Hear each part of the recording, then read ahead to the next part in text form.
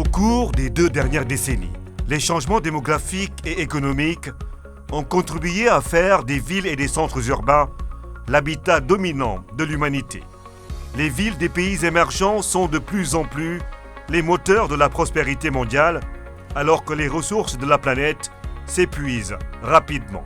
Les villes contribuent de manière disproportionnée à 70% des émissions de gaz à effet de serre mondiales, alors qu'elles n'occupent que 2% des terres. Trouver de toute urgence les moyens de réaliser une croissance économique et socialement équitable sans empiéter davantage sur l'environnement est le véritable challenge. La lutte contre la pollution industrielle demeure un défi de taille. Pour éradiquer ce fléau lié à l'industrialisation et en même temps promouvoir la croissance économique durable au Sénégal, des projets de grande envergure ont été initiés, notamment le pôle urbain de Diamniadio et le parc industriel. Pour veiller à l'adoption d'une trajectoire d'industrialisation durable, le Fonds pour l'environnement mondial, FEM, a apporté son soutien au gouvernement du Sénégal à travers le projet Initiative Ville Durable pour le Sénégal, mis en œuvre par l'ONUDI. Aujourd'hui, l'idée c'est de dire on va faire de l'industrie partout. Quelque part, l'industrie va être à côté des villes. Le premier parc industriel de Diamniadio, c'est en pleine ville et tous les bâtiments administratifs, les ministères ont été transférés là-bas. Donc le parc industriel va cohabiter avec des bureaux, avec des domiciles, etc., etc. Donc d'où la centralité de cette question de prise en charge, de préservation de l'environnement, de l'efficacité énergétique, etc., etc. Donc c'était ça l'intérêt. Et par la suite, l'idée c'est de dire on fait un projet expérimental sur Diamniadio, mais on le développe partout. Et c'est là où les perspectives dont vous parlez deviennent intéressantes, parce que le pilote qu'on vient de finaliser, qui a quand même une certaine réussite, parce qu'aujourd'hui nous avons des résultats tangibles par rapport à la mise en œuvre de ce programme. Déjà, il y a d'autres partenaires qui sont intéressés à dire maintenant il faut passer à l'échelle. Et justement, le travail de formulation va démarrer lors de l'atelier, après l'atelier de capitalisation, pour dire maintenant le nouveau programme, comment on va le faire. Et c'est là que la prise en compte des agropoles devient intéressante. L'agropole va être maintenant sur les 14 régions du Sénégal. L'expérience que nous venons de développer avec Ville Durable, où on prend en compte fortement la préservation de l'environnement, mais l'utilisation des énergies renouvelables, donc cette expérience va être capitalisée. Et toutes les bonnes pratiques, les bons résultats vont être capitalisés. Et c'est ça l'intérêt. En tant que centre de production propre du Sénégal, le bureau de mise à niveau assure la coordination de la composante 2 du projet Ville Durable. Cette composante 2 du projet Ville Durable promeut les énergies renouvelables, l'efficacité énergétique et la gestion intégrée des déchets, notamment la réduction des polluants organiques persistants, POPs, dans les parcs industriels de Dakar et de Diamniadio. Le bureau de mise à niveau s'est vu confier l'accompagnement de 13 entreprises dans des investissements à efficacité énergétique, mais également sur des investissements en installations solaires photovoltaïques. Le bureau de mise à niveau nous a accompagnés dans plusieurs projets. Les CTA qu'on a mis à niveau pour être beaucoup plus efficients en matière de froid. Ils nous ont accompagnés sur une optimisation du circuit de l'air comprimé avec l'acquisition d'un nouveau compresseur. En fin de compte, on s'attend à une économie d'énergie globale d'environ 20 à 30%. Parallèlement, on a travaillé aussi sur un autre projet avec du solaire où l'installation devrait nous amener une économie de 30% d'économie d'énergie. Ils nous ont aussi accompagnés dans la certification ISO 14001 que nous sommes en phase de dérouler.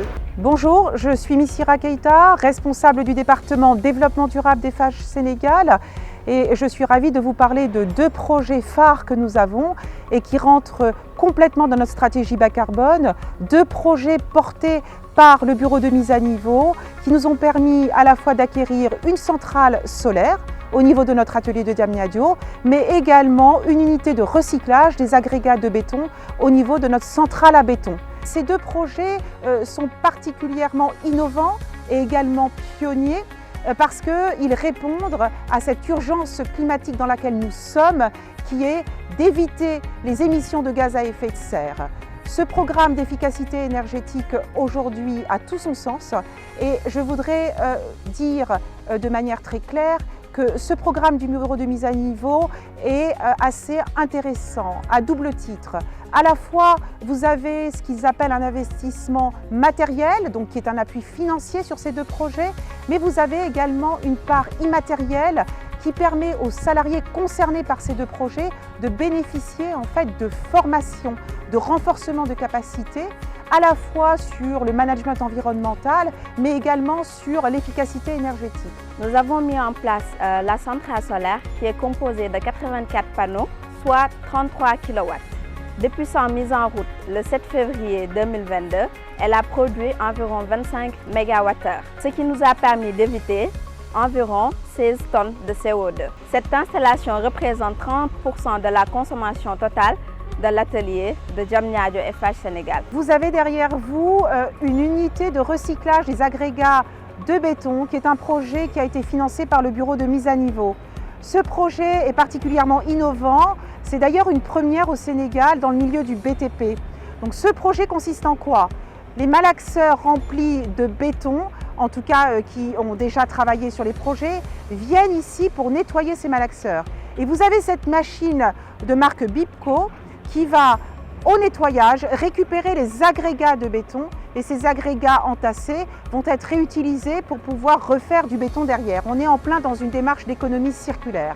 Et également, cette installation sur votre gauche, vous voyez que vous avez des bassins. Et donc ce sont des bassins qui récupèrent les eaux de l'étance de ce malaxeur et qui va donc par étapes les décanter et in fine, vous aurez une eau claire qui va être réutilisée pour le nettoyage en fait, des toupis à béton. Depuis le début du projet, nous avons pu recycler plus de 450 m3 de béton à partir de ces lavages de béton. J'ai pu bénéficier de la formation avec le bureau de mise à niveau sur le système de management en qualité 14001. Donc vous voyez que c'est un projet qui s'inscrit véritablement dans une démarche de développement durable. À la fois, vous êtes dans l'économie de ressources naturelles puisque nous réutilisons les agrégats de béton pour refaire du béton. Vous êtes aussi dans une dynamique de recyclage de l'eau, donc vous consommez moins d'eau. Ces informations-là sont quand même capitales et importantes aujourd'hui dans un monde qui évolue, dans un monde où nous devons rester responsables et être conscients que plus nous ferons d'économies et mieux ce sera en tout cas pour nos générations futures. 6 entreprises ont été accompagnées sur la mise en place de la démarche de mise en œuvre des systèmes de management de l'environnement et de l'énergie devant aboutir à la certification ISO 14001 et ISO 50001 et des sessions de renforcement de capacité. liggéey ak bureau de mise à niveau bokk na ci li nga ciy njëkk a jàng mooy xalaatal fi nga jëm balaa ngay dem. dana la jàppale si matériel benn yoo xam ne say matériel lii waroon nga ko am fekk mënoo ko am financièrement mënoo ko am waaye dana la jàppale si système bi ngay liggéeyee. dama certification ISO 9001 14001 convoqué la nga dem seen séminaire ñu jàngal say employé ci domaine yu bëree bëri loolu day tax bu nit ñi dellusiwaatee si usine bi ak seen accompagnement ñoom day tax problème yi nga doon jànkuwanteer comme yi ma la wax ay déchets yu bëri machine bi dawam yàgg mu lakk compresseur bu liggéeyul normal ay groupe électrogène boo xam ne ni muy fonctionner warutoon def noonu am nay saxaar yooyu yëpp boo ànd ak ñoom da ngay dem ba mu yàgg yooyu da ngay yëg ne dafa jeex ci sa liggéey fekk da la sonaloon. Aujourd'hui, le bureau de mise à niveau revient aussi pour nous aider et nous supporter dans l'opération ou dans le projet dénommé Ville durable.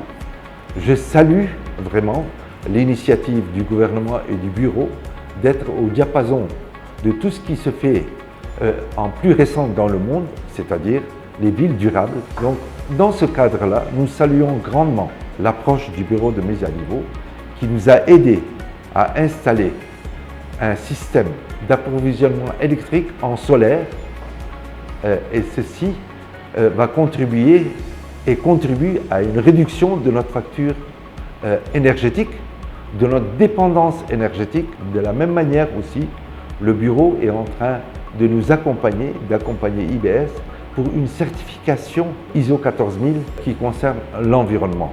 Nous allons avoir une réduction de notre dépendance et de notre facture énergétique qui n'est pas négligeable du tout en termes de coûts. La PROSI, en collaboration avec l'ADEC et le bureau de mise à niveau, a pu bénéficier avec l'appui de l'ONUDI de plusieurs formations en virtuel et en présentiel dans le volet environnemental, l'efficacité énergétique et les polluants organiques persistants pour assurer une meilleure exploitation de ces sites industriels, notamment le domaine industriel de Diamniadio et la plateforme industrielle et internationale de Diamniadio. L'ONUDI nous a quand même gratifié, je pourrais dire, 2 outils qui sont aujourd'hui en train d'être mis en œuvre.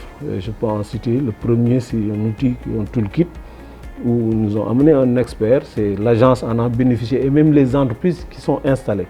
Bon, c'est un outil heureusement qui est dynamique parce que ça peut être divulgué sur les autres sites au fur et à mesure que aussi les sites se développent.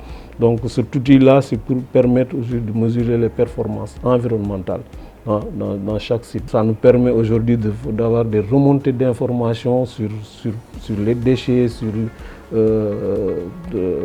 l'aspect énergie, par exemple sur l'efficacité énergétique. Donc c'est pour cette raison nous pensons même à aller vers des écoparcs parce que c'est dans le cadre de ce projet-là qui nous a permis d'avoir une certaine orientation en tout cas dans le domaine de l'environnement pour s'assurer en tout cas aux industriels qu'il n'y a pas que la production parce que déjà il faut être dans un cadre. Le deuxième outil c'est sur le MRV. Le MRV c'est juste le sigle qui veut dire mesurer, rapporter et vérifier. Et donc ça aussi, c'est avec l'ONUDI que nous avons pu bénéficier de cet outil-là qui nous permet aujourd'hui d'assurer un suivi au sein de nos sites industriels.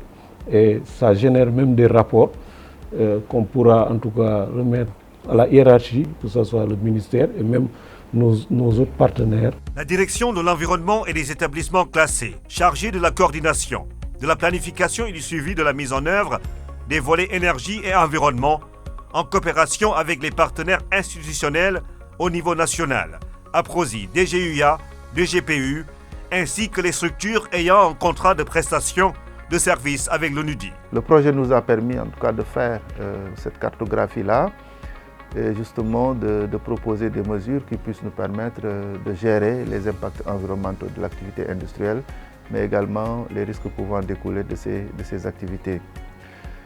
Il faut également ajouter, dans le cadre de la mise en œuvre du concept écoparc industriel, tout ce qui est promotion des modes de production et de consommation durable à travers une gestion efficace, n'est-ce pas, des déchets, parce que le secteur industriel produit des déchets banals, mais le secteur industriel produit également des déchets dangereux.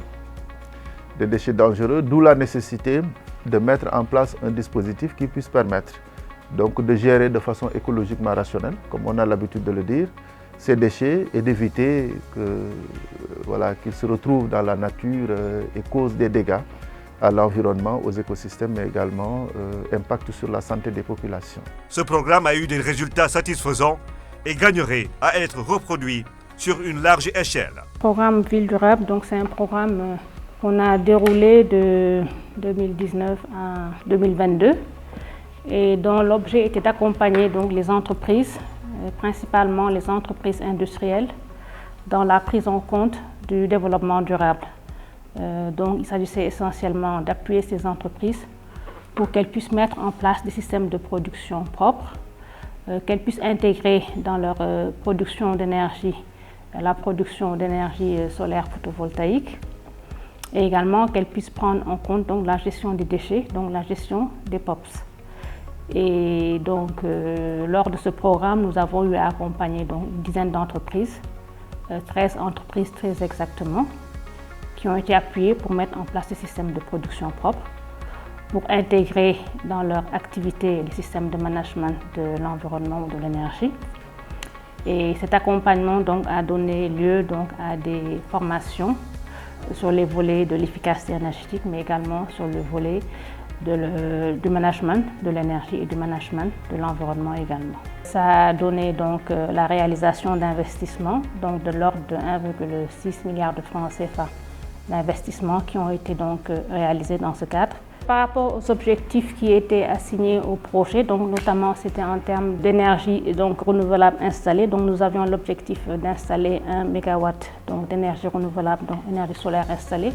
Nous sommes à un résultat de 1,9 MW d'énergie renouvelable qui ont été installés.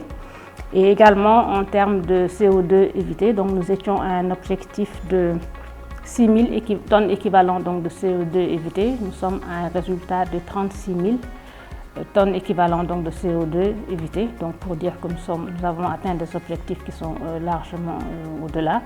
Et c'est également en termes de tonnes équivalent POPs évité également. Nous avions un objectif de 1 micro-tonne équivalent de POPs évité. Nous sommes à un résultat de 5,5 équivalent tonnes de POPs évité. C'est un projet qui, à notre sens, doit pouvoir être dupliqué au-delà de la zone industrielle de Diamniadio qui a été visée pour cette première phase qui est, comme je le dis, une phase pilote.